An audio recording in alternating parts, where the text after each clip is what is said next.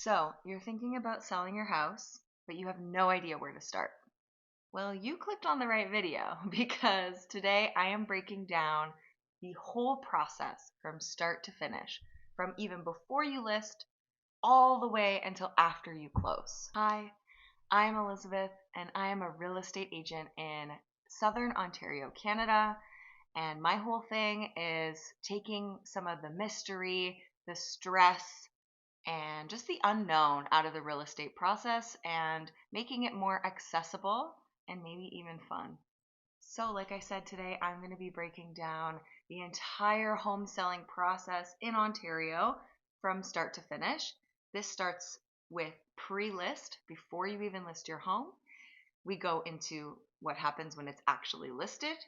We talk about offers and selling it, and then we talk about closing. Okay, so pre list. I want to talk about two main things in this first section, and that is choosing a real estate agent and getting your house ready to put on the market. So the first one is choosing a real estate agent. You are one step ahead if you already know somebody who does real estate, maybe me, that you know and trust already. That's excellent. If you know somebody that you trust and that you like to work with, go with them. That's amazing. If you don't, a lot of sellers will choose to kind of hold a couple of interviews, a couple of meetings to decide who they want to work with.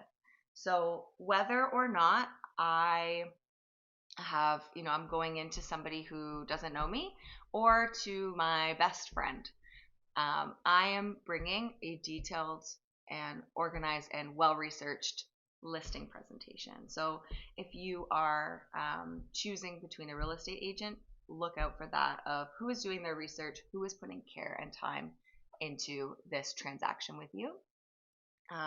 So part of my listing presentation is actually to go over this whole process that I'm talking about today, as well as pitching and explaining my specific strategic approach to sell this person's house. So I will do a whole other video on how to choose a real estate agent, but for now I'll move on to the second part of pre-list, and that's getting your house ready to put on the market. A lot of things you probably already know, like decluttering. Decluttering goes a long way.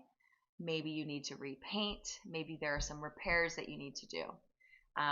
When you have your real estate agent in, we help you decide what needs to be done and what doesn't, because we have a good understanding of what will, increase the value, what will increase the number of eyes on your listing, and so forth. So usually it's just small things like decluttering and painting, but sometimes bigger renos are to be done. Some lesser known things maybe when you're getting ready for getting professional photos taken of your home and for showings to start is taking away any personal effects. That includes photos, names of your children, etc. Yes, I'm a firm believer of we want houses to look like people live in them. However, we don't need to give personal information away. So I was actually at a showing a couple weeks ago, and in one of the kids' bedrooms, lots of pictures of the kid, as well as their birth announcement. So I know exactly when this kid was born. I know what school they went to because they had school photos with the school name there, like everything. And that scared me a little bit that that's just open to everybody. So not just kids, with anyone who lives in the house, it's easy to take that kind of stuff down for the time being and just have your peace of mind. Okay, so once you get everything ready to go, your house is the cleanest it's ever been. We had our professional photographer and videographer come in and take good photos and videos for you. Next, we are going to list it on the MLS, multiple listings service. In Ontario, there's a couple of big ones.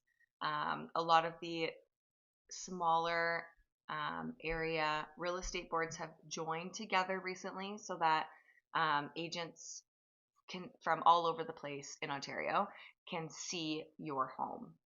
This is really helpful because if you live in Ontario, somebody who lives in Milton doesn't just move around in Milton. They might move to Mississauga, they might move to Guelph, they might move all the way to London or Toronto or Whitby or whatever, anything in between.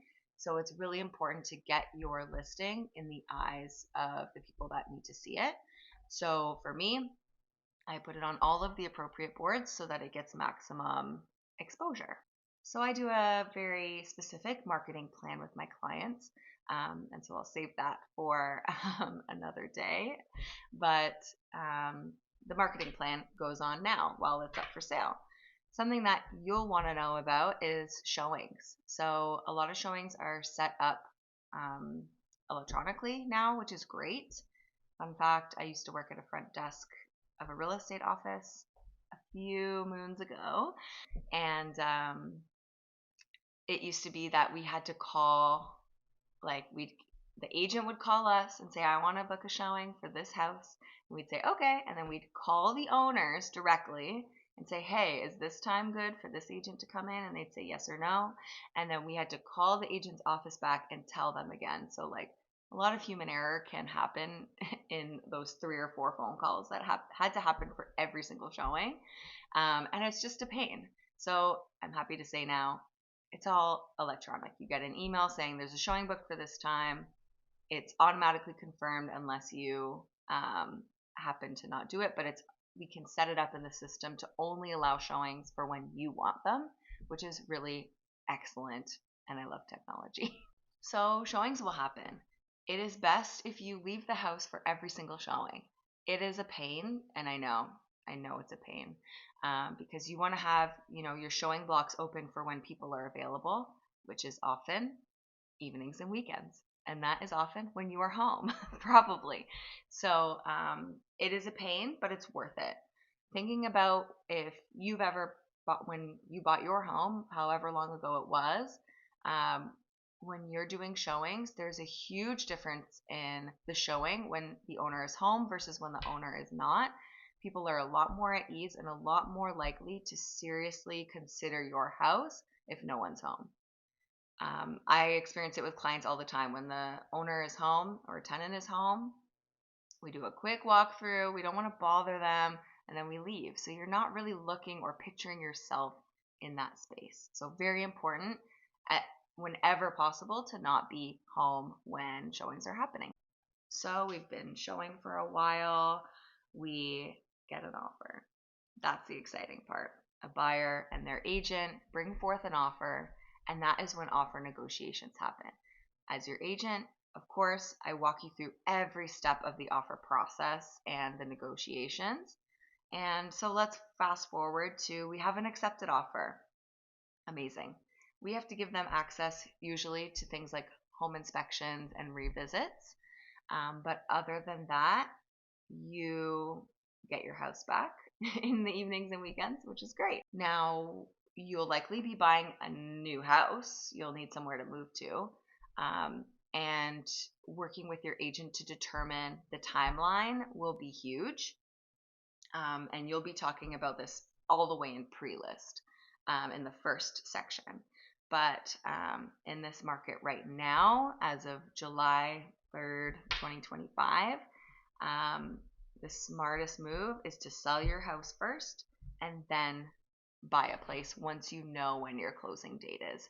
Because we're in a market where there is tons of inventory and things take a little bit longer to sell. So it's more stressful on the selling side of your house, but when you're buying, that means you have more time and more properties to choose from. So now you're in this limbo between, okay, your house is sold, maybe you've bought a new property already, and you're just waiting for both to close.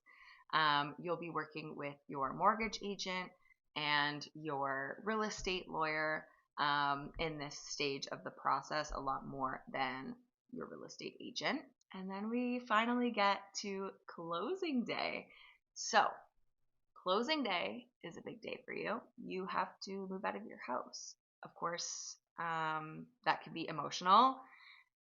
It can be stressful, and everything in between. You can be happy and sad and stressed and everything. And that's usually what happens. But closing day is you got to be out of there. So thankfully, this hasn't happened to me, but I have a real estate agent friend who closing day, they closed and the new owner showed up, and um, her client was the seller, and the seller hadn't finished packing yet. That can't happen. And of course, all along the way, I would, like, as your agent, I would be keeping up with you and checking in with you. But closing day is not the day to be packing. It's not the day to, um, like, leave some things out. That day, we don't know exactly what time the real estate lawyers will do their thing and officially clear it to close. But we need to be ready. So as soon as it's cleared to close, that means the buyers, it's their house now, and they can show up 1 minute after they get the clear to close. So usually we recommend that you do a closing, midweek, not on the weekend, not on a Monday or Friday. Um, so say it's a Wednesday. A lot of sellers will move out the weekend before. And then you have the last couple days to either do a nice last clean, make sure everything's out, all of that fun stuff. And that's basically the whole process from start to finish. So what did I miss? What questions did this bring up for you that you want me to talk about? Let me know.